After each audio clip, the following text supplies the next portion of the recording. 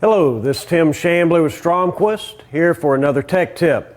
Today's topic is chiller surge. A lot of questions about chiller surge, what causes it, what can you do to prevent it. To understand what surge is, we need to understand the basic operation of a chiller. I've drawn on the table just a basic diagram of a chiller and its associated system components. We've got our compressor, which sends our refrigerant to the condenser. That refrigerant flows down as a liquid through our economizer or float valve or some other type of metering device into the evaporator, and the evaporator mixes with the heat from our chill water loop, boils off the refrigerant, sends it to the compressor, and that is our refrigeration cycle in respect to a low pressure centrifugal chiller. Now, if we look at our evaporator and we look at our condenser, each of these vessels have refrigerant and they have water. Down here in the evaporator, we have water going to our air handlers, coming back from our handlers through our pump and back to the evaporator. Now, what's going on here is we've got our return air, BTUs, the heat from our return air, goes into the water through the air handler coils. It mixes all together in your return water piping, goes to your evaporator. Now, the heat from this water is transferred to this refrigerant. So the refrigerant temperature goes up, and also you've got a pressure, and you've got in refrigeration, temperature-pressure relationship. So I'm going to represent graphically the pressure in this evaporator. I'm just going to make a mark right here, and this is just represents the pressure right here in this vessel. This compressor takes this refrigerant at this pressure and it lifts it up to the condenser. Now, this condenser takes water from the tower, heat exchange from the refrigerant, from the warm refrigerant into the tower water, sends it out to the tower, goes in the tower, flows through the tower fill, cools through evaporation, and returns through your pump back to the condenser, so that you've got a condenser water loop, you've got an evaporator water loop.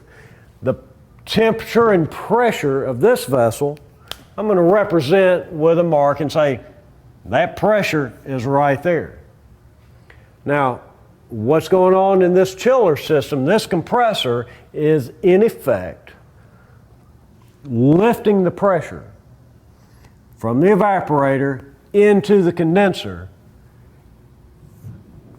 That is what we call lift. Now, this compressor is designed for a particular range of pressure differential. If that pressure goes up, if that pressure differential goes up, and let's represent it right here, an increase in pressure differential. If it gets to the point where the pressure differential exceeds the pumping capacity of this centrifugal compressor, then what happens is this compressor can no longer lift the refrigerant pressure to this high pressure, and what happens is you will, although the compressor is turning, the pressure will go backwards through that spinning impeller. It goes backwards through this system and into the evaporator, which drops our pressure differential, and then it settles out. Now, that condition, that backward flow, is a temporary flow, because as it does that, the differential pressure comes in line, and so now it's pumping again until it starts to build that pressure differential where it cannot pump against, and if you have a backward flow again. That backward flow is called surge. Most people who are around chillers long enough have heard it. It's very, very noisy. This is a very loud event. If your chiller surges, you will know it. Now, your sense of surge is a function of this pressure differential.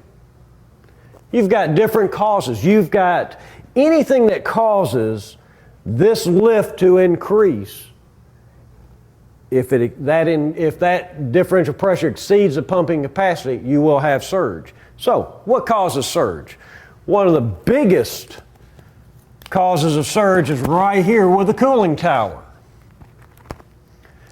If we have our water going through the tower, if we have something going on, and maybe we have a reduction in flow, possibly a stopped up strainer, then the pressure in this condenser will rise. It'll lead to surge.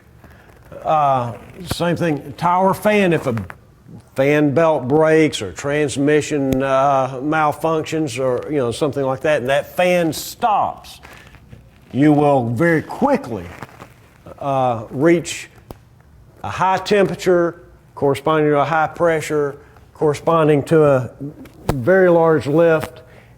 You will surge.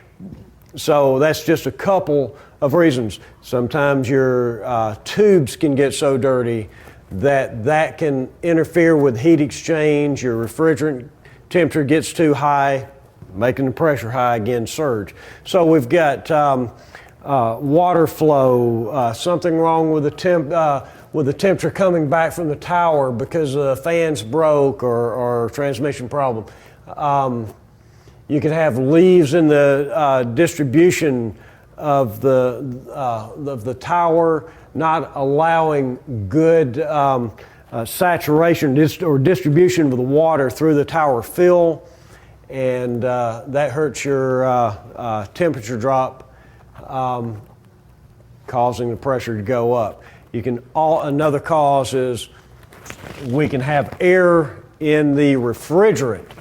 Air in your refrigerant or non-condensables of any type will cause this pressure to go up, again, the lift. So do you see a pattern here? Anything that causes a raise in temperature and pressure can cause surge. You can also have surge on the low side of the machine. If we look down here, just like this line can go up for a number of different reasons related over here to this part of the system, we can also have our pressure in the evaporator drop, and that will also increase your lift and lead to surge. It's a little less common, but it does happen. You can have, again, a stopped up strainer, low refrigerant charge. You might have a little issue going on if you have a economizer with an orifice that's starting to get contaminated and stopped up. Or if you have a float, if your machine has a float and it starts sticking, that can also lead to the low side pressure dropping, temperature dropping, and leading to surge. Often though, if you hit that realm, you're going to have a low temperature safety that's going to take the machine offline. So just a quick recap: condenser side, evaporator side. Either side can lead to surge, and surge is just an increase in pressure differential. Thanks for joining me for this quick discussion on chiller surge, and stay tuned for the next tech tip. If you need to control it or measure it, Stromquist & Company has a control solution for you. With over $2 million of inventory between our Georgia and Florida locations, an easy-to-use online ordering platform, same-day shipping, and a factory-trained team of controls experts to answer your questions, Stromquist & Company continues in its tradition of offering great service and great products.